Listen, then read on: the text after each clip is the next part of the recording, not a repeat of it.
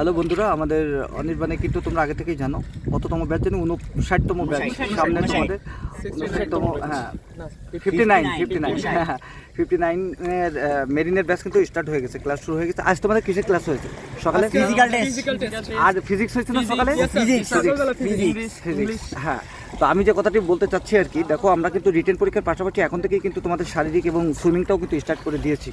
তো প্রথমে তুমি বলো তানভীর, ফিজিক্স ক্লাসটা কেমন ছিল আজ? স্যার আজকের ফিজিক্স ক্লাসটা সত্যি বলতে এই পর্যন্ত বেস্ট ছিল। সবাই মানে হ্যাঁ, কোনো এটা অস্বীকার করার কোনো উপায় নেই। আগে তোমার কাছে যে কেমন ছিল আসলে, ফিজিক্স টিচার কেমন ছিল, ক্লাসটা কেমন ছিল? ফিজিক্স টিচারও খুব ভালো ছিল এবং কি ক্লাসটাও খুব ভালো লেগেছিল।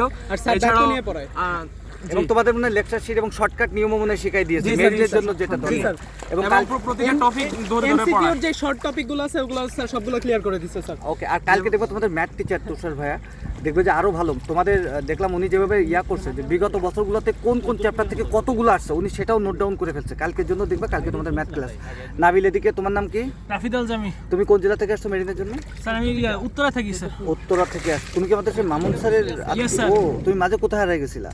স্যার আমার ডিউআরসিউ তে পরীক্ষা ছিল। তার একটা পরিচয় আছে, আমাদের 35তম ব্যাচের স্যারের ভাগনা মনে হয় না? তুই ভাগনা। আচ্ছা নাবিল, কেমন লাগছে আসলে অনির্বাণ সবকিছু মিলায়?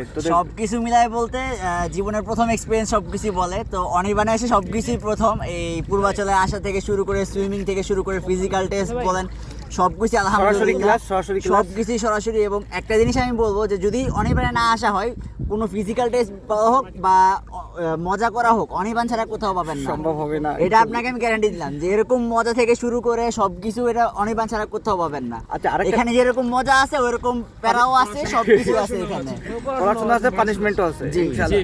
আচ্ছা, যে বিষয়টা মেরিনের সার্কুলার কিন্তু খুব তাড়াতাড়ি কিন্তু হয়ে যাচ্ছে। মেরিনের সার্কুলারটা মেবি জুনের লাস্টে বা জুলাইতে হয়ে যাবে এবছর। তো সামনে যারা আসতে চায় তারা কি আসবে কিনা? অবশ্যই ওকে, যদি না আসো অনির্বাণের ছায়াতলে।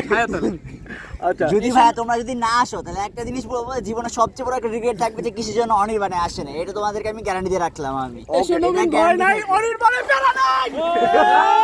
ওকে, আল্লাহ হাফেজ।